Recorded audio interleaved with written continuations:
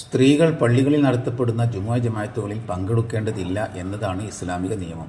എന്നാൽ നാശത്തെ ഭയപ്പെടാത്ത സാഹചര്യത്തിൽ ഒരു സ്ത്രീ പള്ളിയിൽ നടത്തപ്പെടുന്ന ജുമുഅ ജമാഅത്തിൽ പങ്കെടുത്താൽ അത് വെറുക്കപ്പെട്ടതല്ല എന്നാണ് ഇമാം ഇബ്നു ഹജർ തങ്ങൾ തുഹ്ഫയിൽ പറഞ്ഞത്.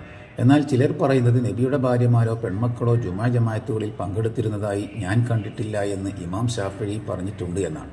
അവരോട് നമുക്ക് ചോദിക്കാനുള്ളത്, ഷാഫിയുടെ ഈ വാചകം സ്ത്രീകൾ പള്ളിയിലേക്ക് പോകേണ്ടതില്ല എന്നതിനല്ലേ തെളിവാകുക?